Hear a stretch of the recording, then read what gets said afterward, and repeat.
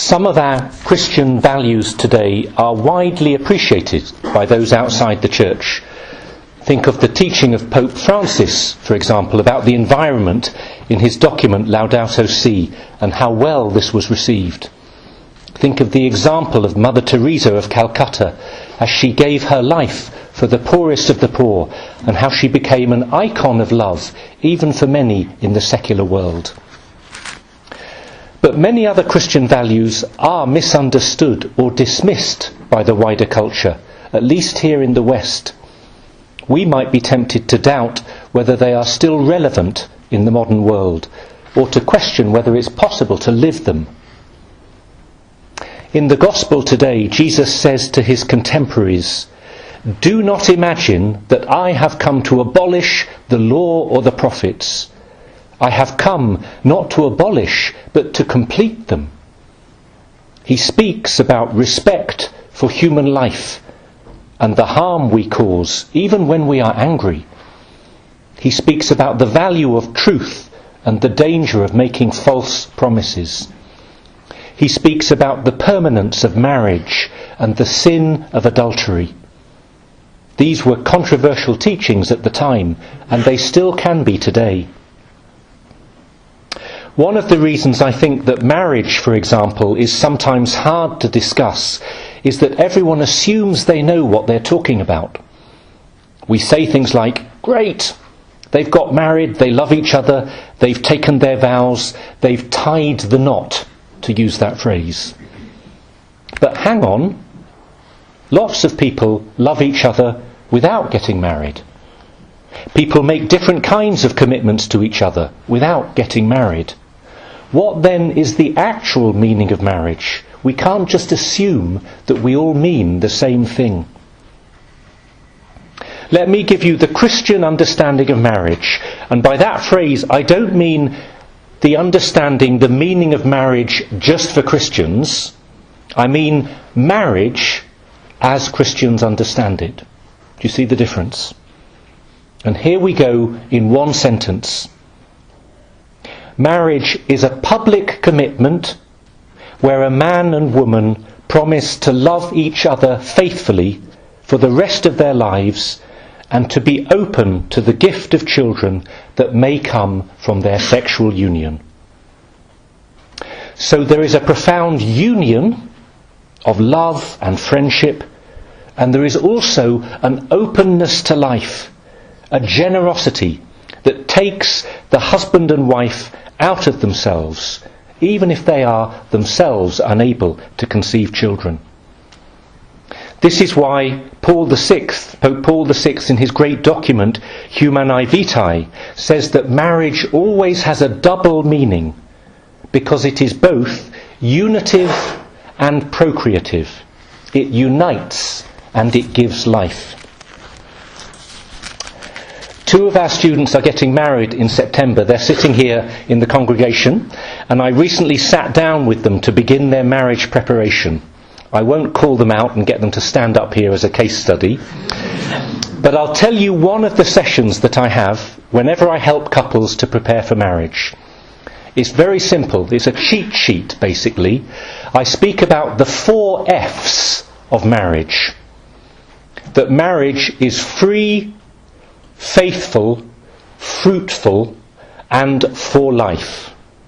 I know the last one's a bit sneaky. Okay. Free, faithful, fruitful, and for life. So I'm going to test you on these over cake after Mass. First, marriage is free. You can't force someone to get married against their will. It has to be a choice. They have to say yes when they stand before God and before each other. Second, marriage is faithful. You give your life to this person and not to someone else. So this is why, obviously, adultery is wrong. But faithfulness is about much simpler things as well. Being honest and affectionate, being trustworthy and kind, even when things are difficult. The normal, faithful loving of everyday life. Faithfulness is one reason why chastity is so important within marriage, but also before it. If you are single or dating or even engaged, you are being faithful to your future spouse by living chastity now, by saving sex for your future marriage, when it can find its true meaning, and when it can be a complete gift of yourself to the other, an unconditional love, which is what your heart is searching for, without the maybes and the uncertainties. You love your current boyfriend or girlfriend, for example, by waiting, and you love your future spouse by waiting as well. The third F, marriage is fruitful. It's open to the gift of children and building a family. Now, a couple can never be sure that they will conceive a child, but they can be generous and open to new life in their sexual intimacy. They may try to plan their family using natural family planning, NFP, sometimes called natural fertility awareness. But they will avoid anything that works against their fertility or against their openness to each other. This is why contraception is wrong. It's not just a desire to avoid having children, which might be important for a couple at certain points in their marriage. Contraception is to act against conception. It diminishes this total gift of yourself that marriage is meant to be, as you share your love and your life and your openness to new life with your spouse. It's beautiful to see couples growing in their understanding of this teaching, to see them discover new depths of love and intimacy and generosity that maybe before they didn't know were possible. What a gift and a blessing this message is for married couples. And finally, marriage is for life. There is a bond of marriage. The marriage vows bring about something new. A spiritual bond is established, even if someone has no faith, because God blesses the promises that every married couple makes. That bond can normally only be broken by death. This is why marriage is such a big step. It's far more than just a legal document or a temporary commitment. Now you might say, or you might have heard said, well look, I can love someone without the ring. Well, you can love them, but the ring symbolises more than love. It points to a life-giving commitment that you have dared to make to each other, in public, in the sight of God and of your family and friends. It gives a security, not just to you, but to your children, which they need and deserve. That's something to celebrate, and it's much more than just a bit of paper. And if someone really doesn't want to make this commitment to you, then you have to ask why. You can see why in this Christian view, marriage is always between a man and a woman. This is not because of any prejudice or discrimination.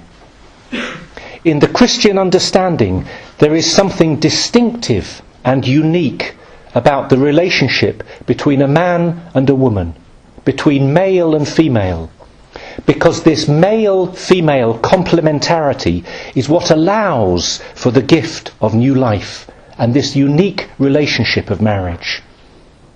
This is an essential part of the meaning of marriage, even if a couple cannot have children themselves. Now, you don't need to be a Christian, of course, to get married. But when two Christians do get married, this beautiful natural union is transformed into the sacrament of matrimony. The Christian husband and wife are called to love each other with the love of Jesus Christ and to make their home a place of faith. He gives them extra graces to grow in holiness and generosity. This is why marriage is a Christian vocation, because it becomes a way of following Christ as spouses and as parents. Now, couples struggle in many ways. This is not a fantasy or an abstract ideal. There can be real suffering, the cross of marriage. Some relationships break down and seem beyond repair, and sometimes there are valid and serious reasons why a couple needs to separate. All people deserve the love and care of the church, whatever their situation and whatever choices they have made. But this is the heart of marriage as Christians understand it.